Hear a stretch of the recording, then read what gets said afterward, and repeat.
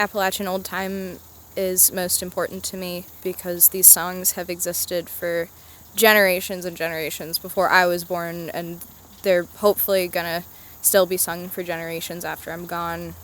I tried to study it theoretically for a really long time, but then I realized that none of that really mattered compared to the hospitality that it offered and embodied.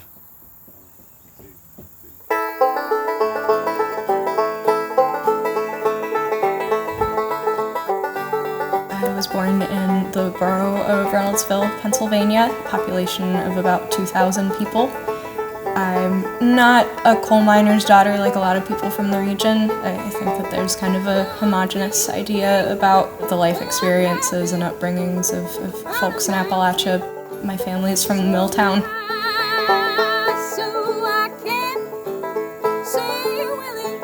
People in the old-time tradition tend to learn from their families.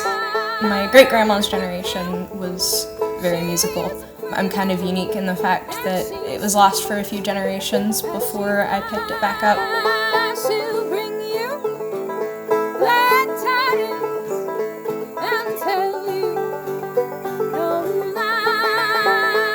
Bluegrass, like for lack of a better explanation, is like basically a hillbilly swing.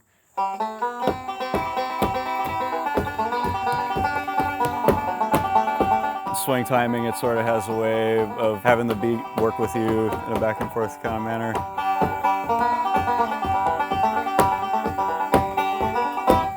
The modern style tried really hard to sanitize it and make it sound like really perfect.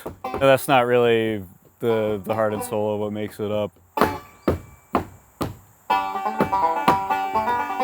You get it from different cultures too. The banjo is from Africa versus like the mandolin from Italy, fiddle from Ireland, etc.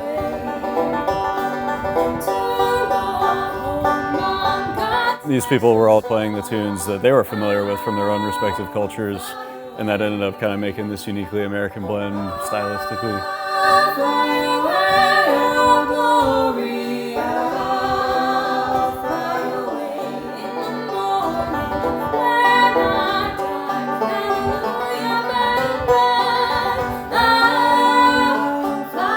It is a style of music that was particularly designed to be taught. It's got a very straightforward sort of like call and response.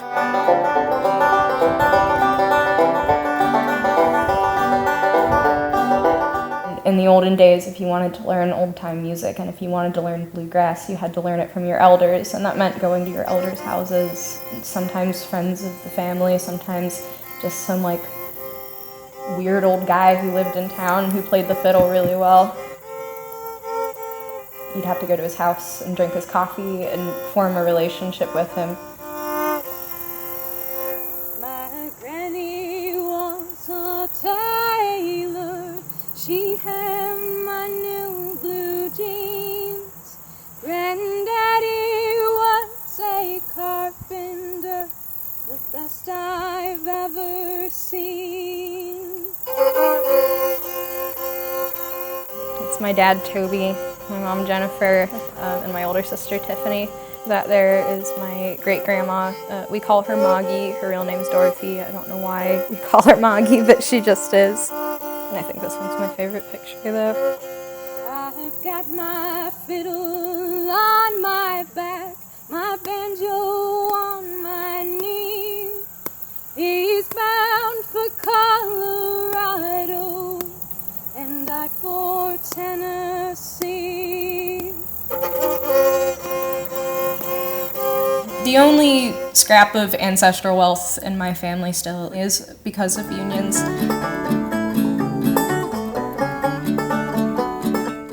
My great-grandma got a wonderful pension in retirement, and she's been the matriarch of our family, and that's taken care of my mom, that's taken care of my older sister, that's taken care of me.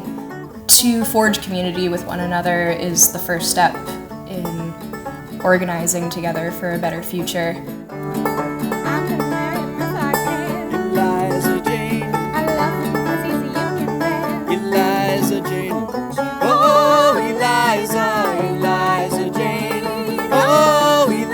Music was the ultimate act of resistance for these people who were living in segregated company towns. They were kept not just racially separate, which was typical of the racism of the day, but they were kept ethnically separate as well by the companies in a direct attempt to prevent them from organizing and rising up.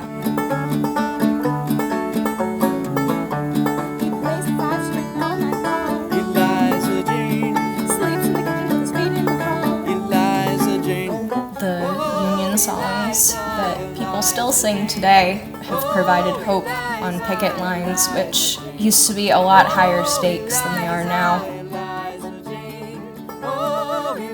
Coal companies had their own private militias, and they would violently suppress any kind of labor organizing. It's kind of like the same way that buglers or drummer boys go into war with soldiers. It keeps your spirits up even when you're putting your life on the line.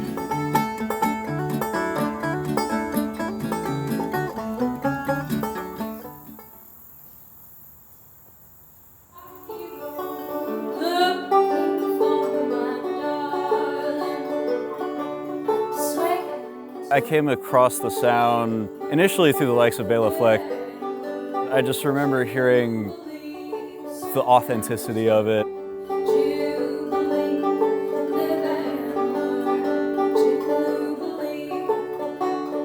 You know it when you hear it, and I think I might be spending the rest of my career trying to chase it down.